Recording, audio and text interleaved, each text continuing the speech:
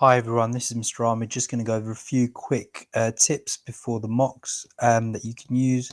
Again, I just want to make it really clear that superpower relations in the Cold War and why my Nazi Germany are the only two mocks that they will be assessed on at this time. Elizabeth will happen, but that will probably be around February, March time. So at the moment, just to clarify and confirm, it's only superpower relations and the Cold War and Weimar and Nazi Germany.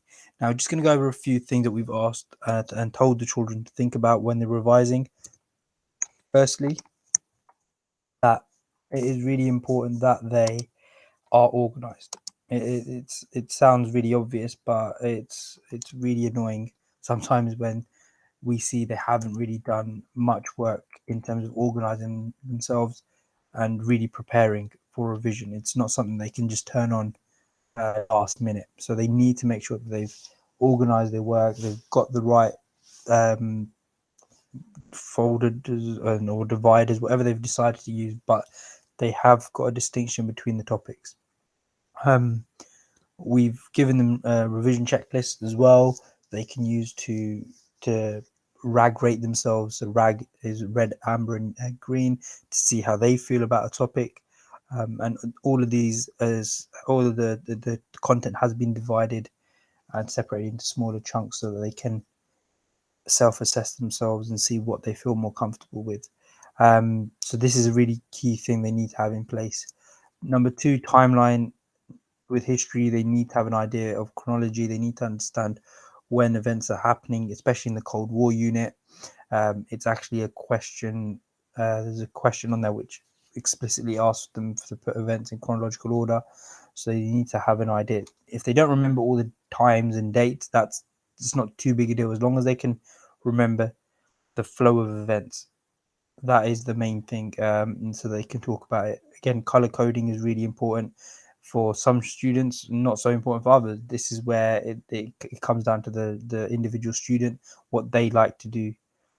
What works for one doesn't always work for the other, so they can do what works best for them. It moves on to the next uh, resource they can use, Seneca. Okay, I love Seneca. I've really got all the classes to get on board with it. It's something that can really be very, very crucial to students' progress. They get what they put into it. It's one of those things where the questions is not just simple content questions. It makes them think. It is engaging in the questions they give, and like I said, we've had very, very positive feedback from this. If students take advantage of this, they can really push themselves up a couple of grades, I believe. So we will be setting homework on there. We can monitor what they've done, but like I said, the big thing is that they can go in and show their own initiative and look and try and do other stuff that they feel weaker on. And that's they can just do that, and then we can actually see that they've spent time doing that as well.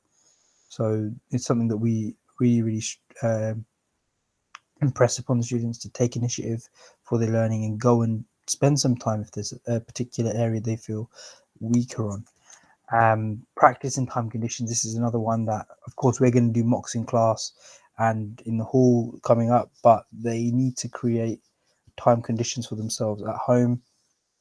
This will just, again, continue to get them into a position where they don't feel anxious, that they get used to working against the clock. Um, and it's good because it stops them from writing too much um, when they have a time limit.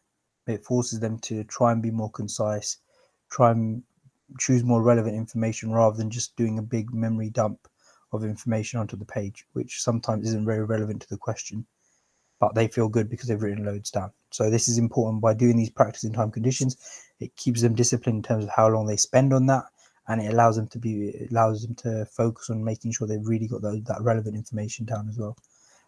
The revision guides, again, we don't say they're compulsory, but if a student want to and they feel comfortable buying them and using them, we're obviously all for that. The content is broken down into manageable chunks, as I'm going to show you on the next slide. So these are some of the front covers of them, but you can see that they do really slim down the content for students who may be struggling a bit with certain aspects of it. There's always good little tasks for them to try and do as well afterwards, for that particular topic. So it can be very, very helpful. And they do obviously have an app as well, which now the kids always want to be using. So the digital side is there as well as the paper side. Again, if they have any other questions, they can always speak to the history teachers that they have. They can come and speak to us at lunch times and break times. We are going to be looking at running some intervention as well after school. Just at first, we're going to be trying to target it with specific students, but it will be open to the majority of the classes, because we do want them to take advantage of this, and they do need to start putting some of that work in outside of the classroom as well. But yeah, if any other questions, feel free to email me. Thank you for your time. Thank you for listening, and yeah, good luck.